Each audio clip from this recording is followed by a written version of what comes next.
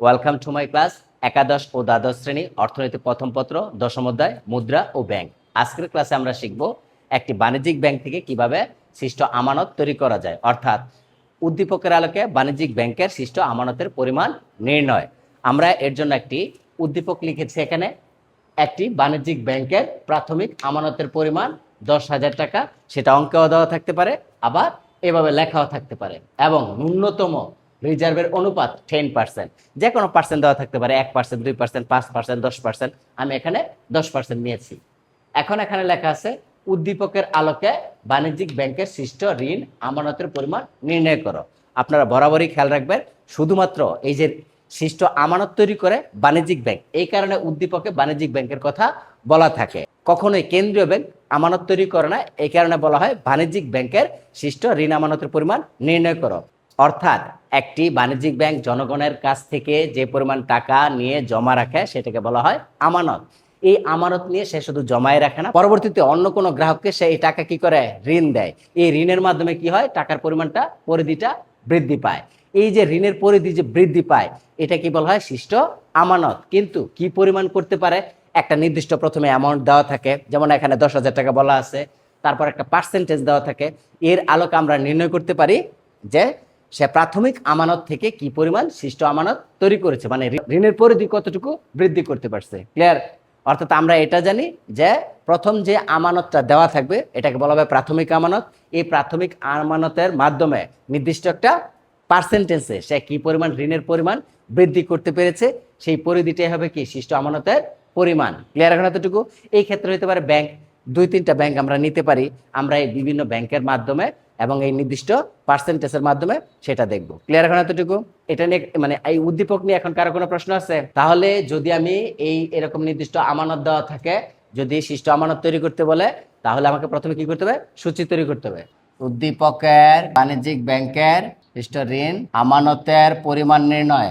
তাহলে আমাদেরকে প্রথমে লিখতে হবে উদ্দীপকের বাণিজ্যিক ব্যাংকের সৃষ্ট ঋণ আমানতের পরিমাণ নির্ণয়। একটি বাণিজ্যিক ব্যাংকের প্রাথমিক আমানতের পরিমাণ 10,000 টাকা এবং ন্যূনতম রিজার্ভের অনুপাত 10%।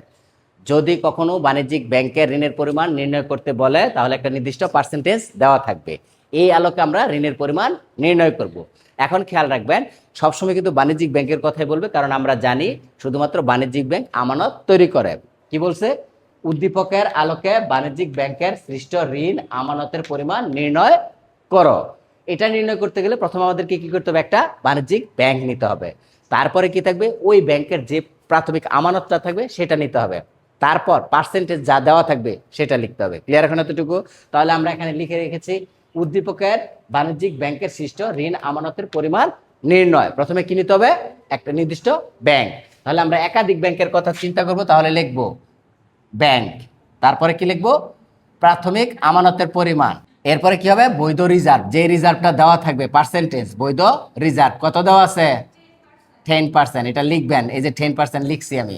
তারপরে কি, আমরা সৃষ্ট আমানত পাবো, তাহলে লিখবো আমরা সৃষ্ট আমানত, মানে যে পরিমাণ আমানত তৈরি হবে তার কথা লিখতে হবে লাস্টে, যে আমানতের পরিমাণ, এই কারণে আমরা সৃষ্ট আমানত লিখেছি।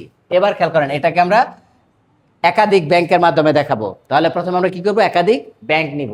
তাহলে মনে করি নির্দিষ্ট ব্যাংকের নাম এ, তারপরে নিলাম বি, এরপরে সি, তারপর আরো অসংখ্য ব্যাংক থাকতে পারে, এন দ্বারা প্রকাশ করব। তারপরে শেষে আমরা কি, মোট নির্ণয় করব। এখন এটাকে আমরা কি করতে পারি, নির্দিষ্ট বক্স করে দিতে পারি। আমরা একটা বক্স করে দেই এখানে।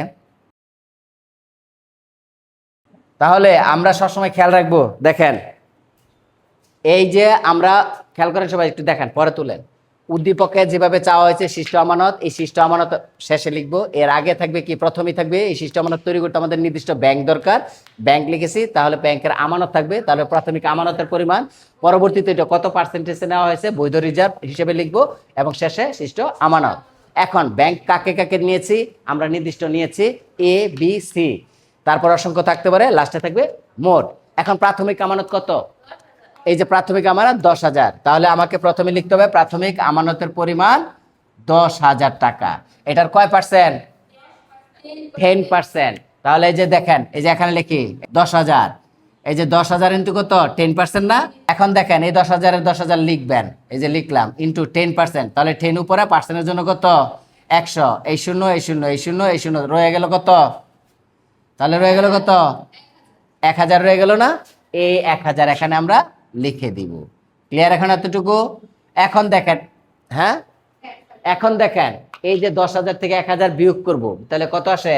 10,000 থেকে 1000 বিয়োগ করলে 9,000। এই 9,000 আমরা লিখে দেব। ক্লিয়ার এখন এতটুকু? এই 9,000কে এখন কি করব? এখানে নিয়ে আসবো। কেন? কারণ কি দ্বিতীয় ব্যাংকের কি এই যে বি ব্যাংকের কি আমানত আছে কোনো? নাই। তাহলে প্রথম যেই আমানতের পরিমাণ ছিল সেই পরিমাণটা এখানে নিয়ে আসবো। তাহলে 10,000-এর কত আসছে? 9,000। এই 9,000 চলে আসবে এখানে। এই 9,000 এটার কত পার্সেন্ট? 10%। তাহলে 9,000-এর যদি 10% নেই, তাহলে যদি আমরা লিখি তাহলে এই শূন্য এই শূন্য এই শূন্য এই শূন্য, তাহলে দেখো 900। তাহলে আমরা এখানে লিখবো 900। এই 9,000 থেকে 900 বাদ দিলে কত থাকে? 8,100। এই 8,100 এখন আবার এখানে থাকবে 8,100। তাহলে 8,100 যদি আমরা আবার কি করি, ওই 10% করি, তাহলে কত আসে দেখেন? এই শূন্য এই শূন্য এই শূন্য এই শূন্য, 810। তাহলে 810 বিয়োগ করলে কত আসে? 7,290। আমরা যেহেতু এটা ইস্টু দেওয়া আছে, তাহলে এটা ইস্টু দিয়ে দিব, আর ওই দিক দিয়ে অতিরিক্ত কোনো করব না। আর এন এর ক্ষেত্রে আমরা কি করব? 3টা জিরো দিয়ে দিতে পারবো, অথবা এরকম হাইফেনও দেওয়া যাবে। তাহলে আমরা সবসময় কি করব? জিরো দিছি যেহেতু জিরো দিয়ে দিলাম। এই মোটের যে পরিমাণটা আছে এটা আমরা সম্পূর্ণ প্রক্রিয়া শেষে গাণিতিক বিশ্লেষণ দেখানোর পরে যে পরিমাণটা আসবে সেই পরিমাণ এখানে লিখে তার 10% পরিশিষ্ট আমানত লিখবো। ক্লিয়ার এখন এতটুকু? তাহলে এই যে এখন পার্সেন্টেজ কিভাবে নির্ণয় করে আর প্রাথমিক আমানত থেকে শিষ্ট আমানত কিভাবে তৈরি করে, এই প্রক্রিয়াটা কি বুঝতে পারছেন? এখন এর গাণিতিক বিশ্লেষণটা শুধু আমরা দেখব। এবার আমরা এই যে সূচিটা তৈরি করেছি, এই সূচির কি করব? গাণিতিক বিশ্লেষণ তৈরি করব। তাহলে প্রথমে আমরা লিখব গাণিতিক বিশ্লেষণ। গাণিতিক বিশ্লেষণে কি লিখবো? প্রথমে যেটা দেওয়া থাকবে, গাণিতিক বিশ্লেষণ লেখার পরে প্রথমে যেটা দেওয়া থাকবে, প্রথমে কি দেওয়া ছিল? আমাদের প্রাথমিক আমানতের পরিমাণ। তাহলে লিখবো প্রাথমিক আমানত কত ছিল? হ্যাঁ 10,000। কিসে ছিল? টাকাই ছিল না? 10,000 টাকা। পরে কি ছিল? প্রাথমিক আমানতের পরে বৈধ রিজার্ভ পেয়েছি। বৈধ রিজার্ভ, বৈধ রিজার্ভ কত পেয়েছিলাম? 10%। তাহলে এটা 10% দেখিয়ে দেই। 10/%-এর জন্য 100, 1/10।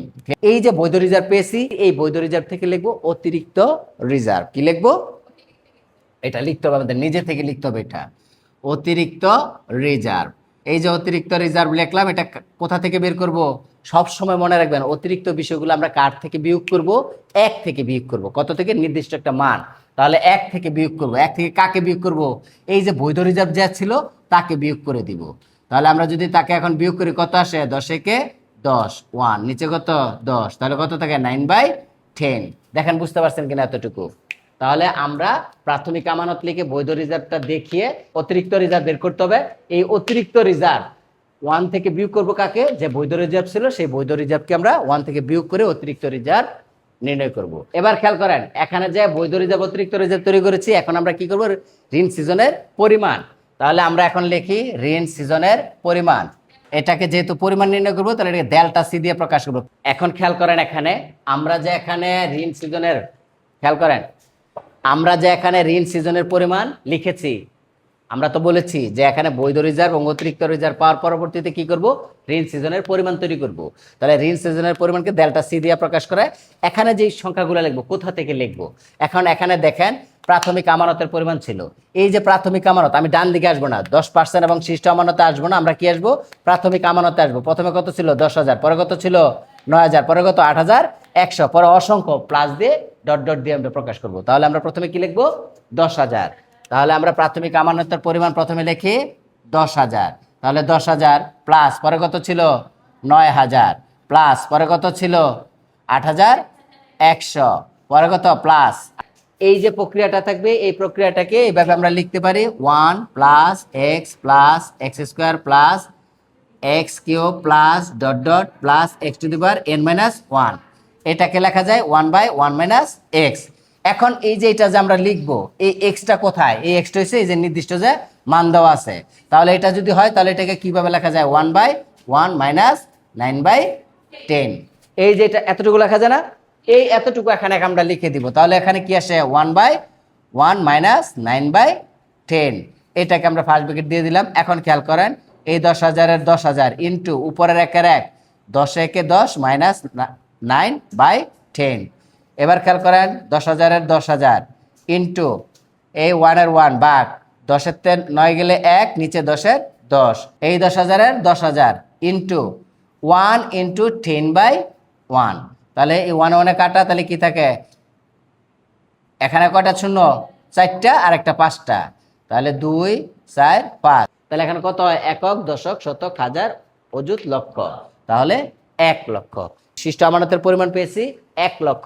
তার মানে কি, ওই যে আমাদের প্রাথমিক আমানতের পরিমাণ ছিল 10,000, এই 10,000-এর 10% নিলে কত আসে, শিষ্ট আমানতের পরিমাণ 1 লক্ষ আসে। এখন এটা লিখতে হবে ওই সূচিতে, তাহলে আমরা এখন সূচিতে লিখি। এই যে খেয়াল করেন, এই যে আমরা 1 লক্ষ টাকা পেয়েছি, এই 1 লক্ষ টাকা এই যে মোটের এখানে হবে, এই যে এখন 1 লাখ লিখলাম, 2, 4, 5, এটার 10% কত হবে, তাহলে 1 লাখের 10% কত হয়, 1 লাখের 10% 2, 4, 5 ইন্টু 10%, এই শূন্য এই শূন্য এই শূন্য এই শূন্য, তাহলে কত থাকে, 10,000। তাহলে লেখেন 10,000, তাহলে কত হলো,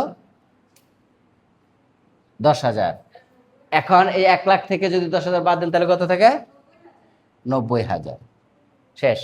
দেখেন বুঝতে পারছেন কিনা, এতটুকু চলে গেছে, তাহলে এটা লিখে দিব আমরা, শেষে গেলে এটা লিখে দিব আমরা, আর কিছু করার দরকার নেই। তাহলে এখানে যে এটা পেয়েছি এটা লিখি, অতএব নির্ণয় বাণিজ্যিক ব্যাংকের সৃষ্ট ঋণ আমানতের পরিমাণ, সৃষ্ট ঋণ আমানতের পরিমাণ কত ছিল, 1 লক্ষ টাকা, যা প্রাথমিক আমানতের কত গুণ, 10 গুণ। আমরা যদি সম্পূর্ণ ক্লাসটা আবার রিভিউ করি, তাহলে প্রথমে আমরা কি দেখতে পাই, যে আমাদেরকে যেহেতু বলা হয়েছে বাণিজ্যিক ব্যাংকের ঋণ আমানতের পরিমাণ নির্ণয় করো, তাহলে প্রথমে আমাদেরকে নিতে হবে কি, নির্দিষ্ট ব্যাংক, এবং সেই নির্দিষ্ট ব্যাংকের কি, আমানতের পরিমাণ। তারপরে আমরা এখান থেকে যত পার্সেন্ট দেওয়া থাকবে সেই পার্সেন্টের মাধ্যমে সৃষ্ট ঋণ আমানত তৈরি করব। এবার খেয়াল করেন, তাহলে প্রথমে এখানে বাণিজ্যিক ব্যাংকের নাম নিয়েছি, এ, বি, সি, অসংখ্য ব্যাংক, এন পর্যন্ত, তারপরে মোট কথাটা লিখতে হবে আমাদের। এরপর আমাদের যে প্রথমে যে প্রাথমিক আমানত ছিল, সেই আমানতের পরিমাণ 10,000, পার্সেন্টেজ দেওয়া ছিল 10%, এই 10,000-এর 10% করলে 1,000 আসে, এই 10,000 থেকে 1,000 বিয়োগ করলে 9,000। পরবর্তীতে যে আমানতগুলো আমরা নিব সেটা হচ্ছে কি, সৃষ্ট আমানতের যে পরিমাণ থাকবে সেটা থেকে, তাহলে 9,000 এখানে লিখে দিলাম, তার 10% 900, বিয়োগ করলে 8,100, এটা আবার এখানে আমরা লিখে দিলাম, তার 10% 810, এখান থেকে এটা বিয়োগ করলে 7,290, আর বাকি যা আছে ইস্টু থাকবে ইস্টুর মতো, আর এন সংখ্যক আমরা 3টা শূন্য দিতে পারি অথবা হাইফেনও দিতে পারি। তারপরে আমরা কি লিখবো, এই জায়গাগুলো যে লিখছি পূরণ করছি সেটা কি ফাঁকা থাকবে, পরবর্তীতে যে নির্ণয় করবো আমরা আমানতের পরিমাণ, সেই আমানতের পরিমাণ এখানে লিখে যত পার্সেন্টেজ দেওয়া থাকবে সেই পার্সেন্টেজ বিয়োগ করে দিব। তাহলে আমরা এখানে কি করেছি দেখেন, এই যে 1 লক্ষ টাকা পেয়েছি, এটা আমরা বের করে নিয়েছি আগে। কিভাবে বের করে নিয়েছি, এখানে দেখেন, গাণিতিক বিশ্লেষণে চলে গেছি আমরা। গাণিতিক বিশ্লেষণে গিয়ে আমরা কি করেছি, প্রথমে যে আমাদের প্রাথমিক আমানত দেওয়া ছিল সেটা লিখেছি, লিখলাম 10,000, তারপরে বৈধ রিজার্ভ লিখবেন, কত পার্সেন্ট দেওয়া ছিল, 10%, দেখাই দিছি। তারপরে অতিরিক্ত রিজার্ভ আমাদেরকে শুধু লিখতে হবে, অতিরিক্ত রিজার্ভ আমরা যতই থাকুক সবসময় 1 থেকে বিয়োগ করব। তাহলে 1 থেকে বিয়োগ করে আমরা যা পাবো। এখন দেখেন, এই অতিরিক্ত রিজার্ভের মাধ্যমে প্রাথমিক আমানত যেটা ছিল, সৃষ্ট ঋণ সিজনের পরিমাণ নির্ণয় করতে গিয়ে প্রথমে আমরা প্রাথমিক আমানত লিখবো, পরবর্তীতে যেটা দ্বিতীয় ব্যাংকের যেটা ছিল সেটা তৃতীয় ব্যাংকেরটা, লাস্ট এন সংখ্যক কি ছিল, আমরা 0 ধরেছিলাম, এখানে লিখলাম। এরপর খেয়াল রাখবেন, এই লাইনটাকে সঠিক রাখার জন্য অতিরিক্ত যে রিজার্ভ থাকবে সেটা এখানে বসিয়ে প্রাথমিক আমানত যেটা থাকবে তার সাথে গুণ করব। প্রথমটা যেহেতু ঠিকই আছে, তাহলে প্রথমটা প্রাথমিক আমানত প্রথমটাই থাকলো। পরবর্তী যে দ্বিতীয় আমানত থেকে পরিবর্তন হয়েছে, এখানে যখন করব প্রাথমিক আমানত থাকবে, আর এখানে কি থাকবে, অতিরিক্ত রিজার্ভ। এটা প্রথম, এই জন্য মনে মনে 1 আছে, দ্বিতীয়র ক্ষেত্রে 2 লিখেছি। এইভাবে আস্তে আস্তে যত আসবে সেটা কি হবে, বাড়তে থাকবে। এরপরে দেখেন, সব জায়গায় 10,000 আছে, আমরা কমন নিয়েছি, কমন নিলে যা থাকে সেটা লিখছি। এরকম একটা যখন লাইন আসবে তখন আমাদের এই সূত্রটা মনে রাখতে হবে। এই সূত্রটা কি লেখা যায়, 1/1 - x। এখানে x এর মানটা কি হবে, এই যে অতিরিক্ত যে রিজার্ভটা ছিল সেটা, তাহলে বসিয়ে দিয়েছি। এখন ক্যালকুলেশন করে যা আসছে সেটা, এখানে মানটা কত আসছে, আমরা প্রাথমিক আমানত নিয়েছিলাম 10,000, এখানে আসছে 1 লাখ, তার মানে এটা 10 গুণ আসছে, এটা লিখে দিছে। নির্ণয় বাণিজ্যিক ব্যাংকের সৃষ্ট ঋণ আমানতের পরিমাণ কত, 1 লাখ টাকা, যা প্রাথমিক আমানতের 10 গুণ। এখন কি আমি এটা বুঝাইতে পারছি? তাহলে এটা যদি বুঝে থাকেন তাহলে বাসায় এটা বারবার প্র্যাকটিস করবেন। গত ক্লাসে যেটা বুঝেছিলাম সেটাও বারবার প্র্যাকটিস করবেন, এই প্র্যাকটিসের মধ্যেই থাকবেন। আশা করি এই ক্লাসটি সহজেই সবাই বুঝতে পেরেছেন। পরবর্তী ক্লাস দেখার জন্য শুভকামনা রইল। ধন্যবাদ সবাইকে।